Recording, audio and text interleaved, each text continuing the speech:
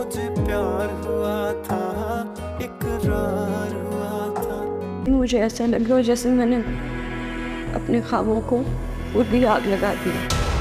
तुम्हारे बारात वाले दिन उनको हार्ट अटैक हुआ था।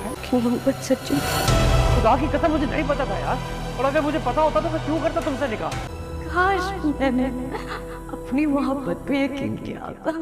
दोस्तों नेक्स्ट एपिसोड में आप देखेंगे कि माहिर की खाला जब माहिर को मिलने के बाद अपने घर जाएगी तो वहां जाकर वो अपनी बेटी अनाबिया को सब कुछ बताएगी। यहाँ पर अनाबिया अपने हनीमून से वापस आ चुकी है और अपनी कजन माहिर से मिलने उसके घर पहुंच जाएगी। जो बात किसी ने भी माहिर को नहीं बताई वो बात अराबिया उसके सामने खोल कर रख देगी। जब माहिर अरीब की बेवफाई का जिक्र करेगी तो अराबिया माहिर की दोस्त होने के नाते उसी वक्त अरीब के हक में बोल पड़ेगी कि अरीब का इसमें कोई कसूर नहीं है। जिस दिन तुम्हारी बारात आनी थी उसी दिन रेहान अंकल को हार्ट अटैक हो गया, जिसकी वजह से अरीब को इतना मौका ही नहीं मिल सका कि वो तुम्हें कुछ बता सके। जब हालात कुछ बेहतर हुए तो वो तुम्हें बताने आया था, लेकिन सरवर साहब ने उसे धक्के मार कर निकाल दिया। ये इतला माहिर के लिए मानो किसी क़यामत से कम नहीं होगी। माहिर माँ को पुकार कर उसके पोर्शन में जाएगी और वहाँ जाकर तड़प तड़प कर पूछेगी कि आखिर उसका क्या कसूर था, क्यों उसे उसकी मोहब्बत से दूर कर दिया गया था। वो तो यही समझती थी कि शायद अरीब ने उसके साथ धोखा किया और साद ने उस पर एहसान किया, मगर उसे अंदाजा ही नहीं था कि उसकी मोहब्बत सच्ची है। अगर वो उस दिन